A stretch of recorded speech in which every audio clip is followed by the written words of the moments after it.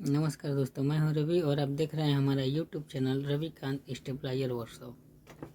तो दोस्तों, आज हम बात करने वाले हैं 500 watt automatic stabiliser transformer winding data की, जो कि कम खर्च में है और इसका इनपुट रेंज है 90 वोल्ट से 300 वोल्ट और आउटपुट रेंज है 200 वोल्ट से 250 वोल्ट के बीच। तो इसका फार्मूला भी देने वाले हैं हम। तो सबसे पहले अगर आपने सब्सक्राइब नहीं किया तो सब्सक्राइब कर लीजिए हमारे चैनल को और बेल आइकन दबा के और ऑल पर भी क्लिक कर दीजिए ताकि वीडियो की नोटिफिकेशन आपको समय समय पर मिलती रहे। मैं अक्सर ऐसे वीडियो लाता रहता हूँ आप लोग के लिए। तो ज़्यादा देर ना करते हुए चलिए चलते हैं वीडियो की तरफ और देखते हैं 500 watt automatic stabiliser transformer winding data, जो कि बहुत कम खर्च में है। तो जैसा कि आप देख पा रहे हैं, ये 500 watt automatic stabiliser transformer winding data जो कि कम खर्च में है, तो कम लागत में बताने वाले हैं इसमें। और इसका आउटपुट रेंज होगा, इनपुट है 90 वोल्ट से लेकर 300 वोल्ट तक और आउटपुट जो है वह 200 वोल्ट से 250 वोल्ट के बीच। तो दोस्तों, ये कम खर्च में बना रहे हैं इस ट्रांसफार्मर को। तो 500 वाट का है, थोड़ा ज़्यादा महंगा पड़ जाता है, इसलिए कम खर्च का ये डेटा है। तो सबसे पहले इसका टीपी भी निकालना पड़ता है। तो सबसे पहले इसका टीपी भी निकालते हैं।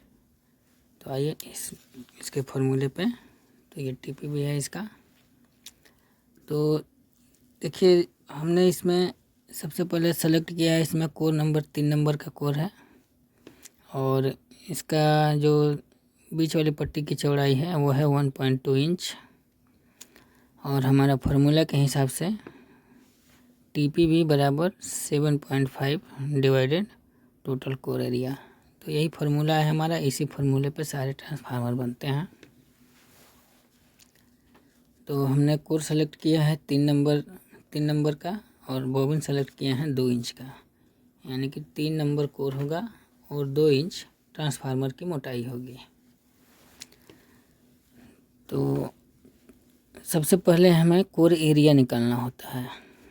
तो टोटल कोर एरिया बराबर मान सकते हैं आप, ये पत्ती की जो चौड़ाई है 1.2 इंच, तो इसको लिख सकते हैं हम टोटल कोर एरिया बराबर पत्ती की चौड़ाई गुणे बॉबिन साइज, यानी बॉबिन का साइज जो हम 2 इंच लेने वाले हैं तो वो होगा बॉबिन का साइज।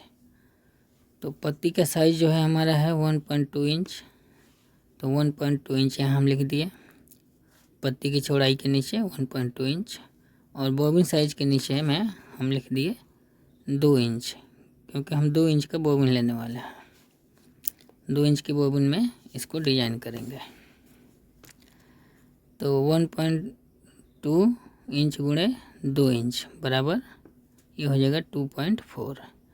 तो ये जो 2.4 हमारा निकल के आया है, ये है हमारा टोटल कोर एरिया। तो अब हम अपना फार्मूला पे जाएंगे। जो टोटल कोर एरिया हमारा निकल गया, तो हमारा फार्मूला के हिसाब से है टीपी भी बराबर 7.5 डिवाइडेड टोटल कोर एरिया। तो जहाँ पे ये टोटल कोर एरिया लिखा हुआ है, तो सीधा ये 2.4 को उठाएंगे और टोटल कोर एरिया की जगह पे लिख देंगे। तो ये देखिए, टीपी भी बराबर मान के चलिए, इसको हम 1 वोल्ट भी बोल सकते हैं। तो जो ये हमारा टर्न निकलेगा वो 1 वोल्ट का निकलेगा। तो हम इसको टीपीबी की जगह पे हम 1 वोल्ट भी लिख सकते हैं। तो 1 वोल्ट बराबर 7.5 डिवाइडेड टोटल कोर एरिया। तो टोटल कोर एरिया की जगह पे हम इसको 2.4 लिखेंगे। तो 1 वोल्ट बराबर 7.5 डिवाइडेड 2.4 और हो जाएगा 3.16, यानी कि 1 वोल्ट बराबर 3.16 टर्न ये हमारा निकल के आया टीपीबी इसका, यानी कि 1 वोल्ट का टर्न।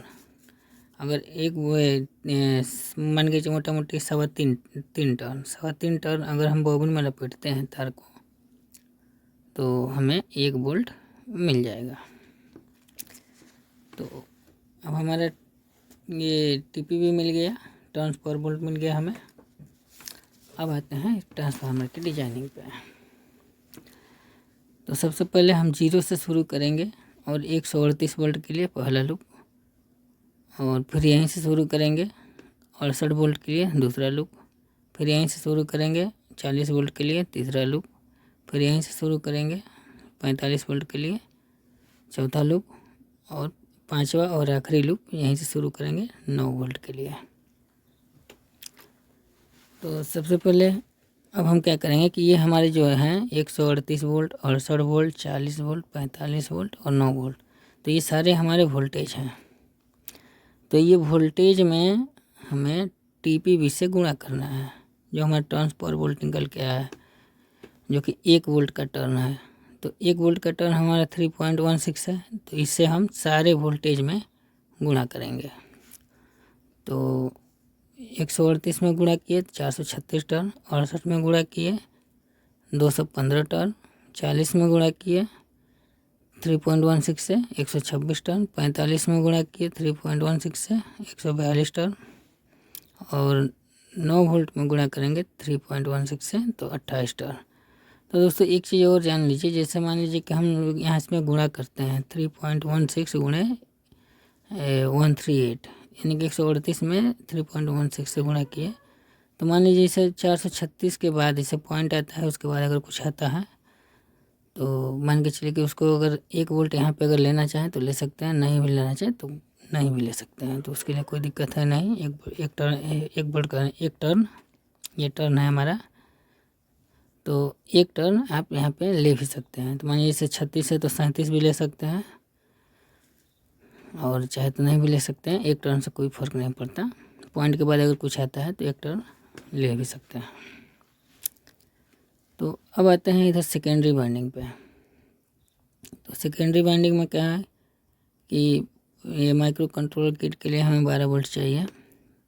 तो 0 से स्टार्ट करेंगे, 12 वोल्ट की एक लूप निकालेंगे और इसको भी 3.16 से गुणा करेंगे, तो ये हुआ हमारा 38 टर्न।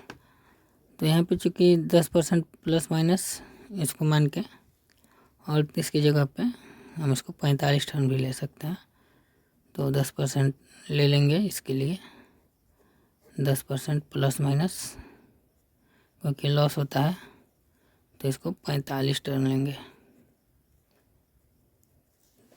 और इसका वायर गेज जो होगा वो होगा 26 नंबर या 24 नंबर। 24 नंबर से ये पूरी टोटल वाइंडिंग होनी है, तो 24 से भी इसको कर सकते हैं 12 वोल्ट के लिए, नहीं तो 26 नंबर भी इस्तेमाल कर सकते हैं। तो इस प्राइमरी का वायर गेज जो है वो है 24 नंबर वायर इस्तेमाल करेंगे।